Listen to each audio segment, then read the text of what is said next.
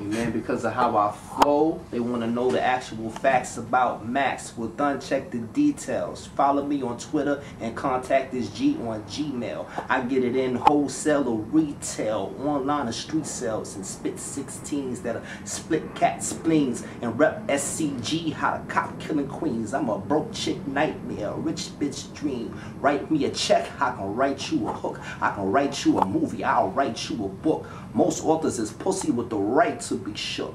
That's how we do it, one time for the mind. Just like that, man.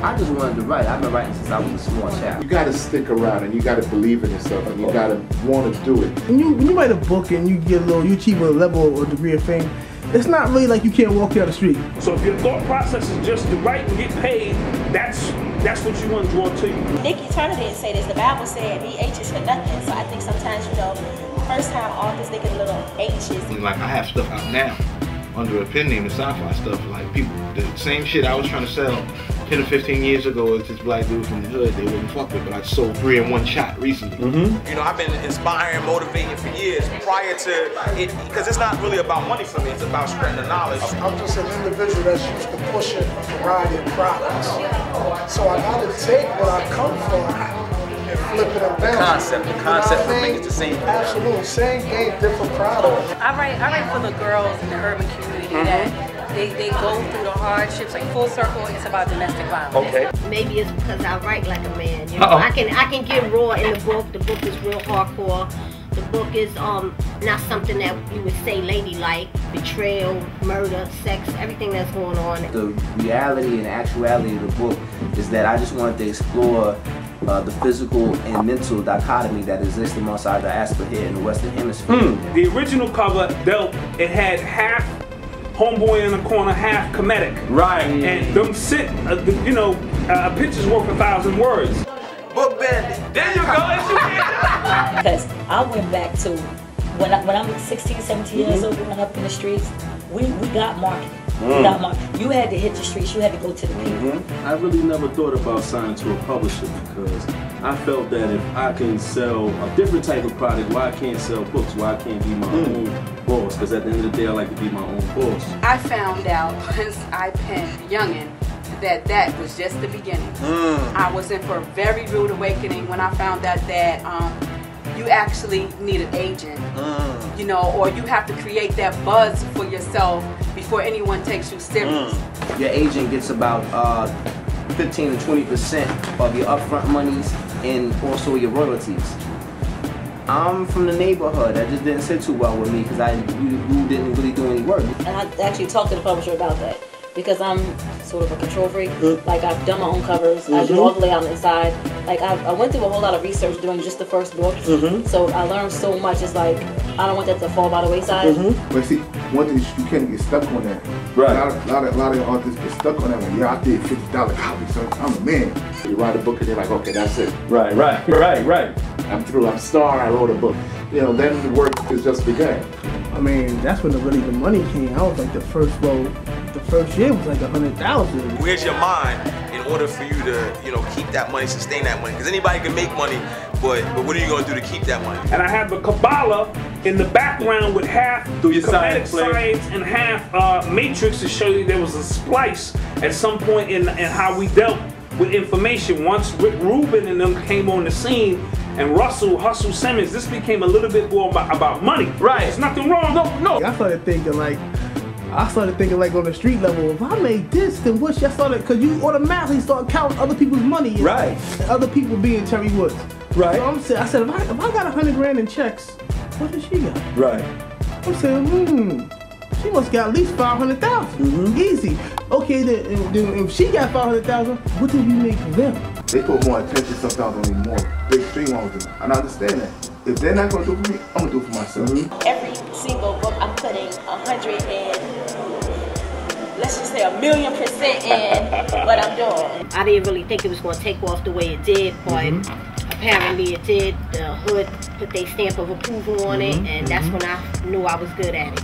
You know, being a publisher, publishing out other people's books, you know, as well, getting their dreams into reality, and don't play no games with them. Keep it real. You know, this is about the game. You know what I'm saying? Because you dealing with somebody's life, somebody's vision. If I had my book, I wouldn't want to put it in a publisher hand, and if it don't sell in like 2 weeks, you throw it under the table. Come on, man. It was like that with all the big companies when the offers came in. They all wanted them to write like people who were already known sellers. I came into St. Martin's already putting up numbers. Right. And I kind of had to have them to understand that I can't write how anybody wants me to write. I have to write how it comes out of me. Right. I was in a workshop at NYU, and they encouraged me to self-publish it. Basically, I sent it out to people, you know, the majors, and they were like disturbed because they were like, "Wow, this is hip-hop literature. We never heard of this. What is this? You know, so this won't sell. And, you know, people are not gonna read us."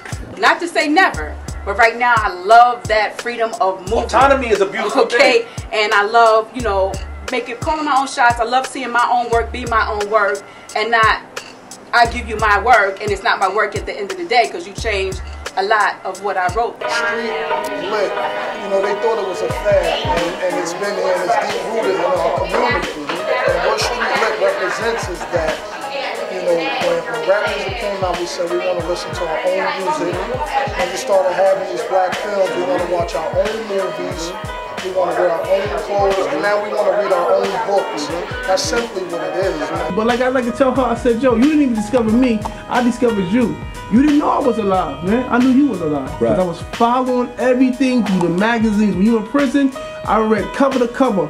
I read what I liked first and what I didn't like second. Front to cover. And I would see this chick, Terry Woods. So to make a long story short, you know, no matter how much, you know, disagree with each other, you know, at some point in time, I played a role in her success, and at some point in time, she played a role in mine. Of course. Like you said, full circle. It's actually based on myself. It's actually based on myself, and I just decided to write about it because a lot of females, they don't make it out of that. Right. So I did. How about that? I had to write mine. And you're from? I'm from Brooklyn. Okay. It always started for me as a girl growing up. To every step that we took as the Funky 4+1. So I actually broke it down to everything. The misconceptions, the changes that people have been making over the years. Right. Broke it down to where you can understand that this is what happened. So I have had some social responses, and actually, speaking of reviews, my first review on this book wasn't good. I think I got a 1 star. So I went back in, took the critique, went back in, and revamped it a little bit, and I've gotten a 5 star and a 4 star. 100 authors to say my shit is trash, but like if I'm banging 30,000 off the muscle, 40,000, 50,000 off the muscle, when a lot of niggas is doing 5 and 10, then you can't really like. But I won't change the way I write to suit the consumer. So when I wrote it, my expectations wasn't about who I knew and how I can get there. It was never about getting signed. It was never about the money, because money don't come first when it comes to me. If you're writing for other purposes, to wake people up or to inspire people, that may not resonate financially the way you want it to. You know, I think that anything, if you believe in something, you have passion for something, you just gotta put the work out there, and people will see that passion. 03, 04, yo, we was getting it.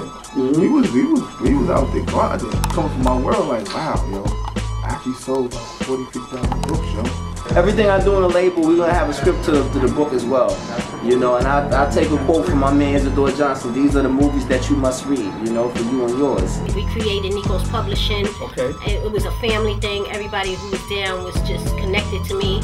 My son sells books on the Bruckner. My husband has started that off. My daughter's the model of the book. I can show you a text right now I just got maybe about half an hour. I get them all day. They're like, whoa, this is something different.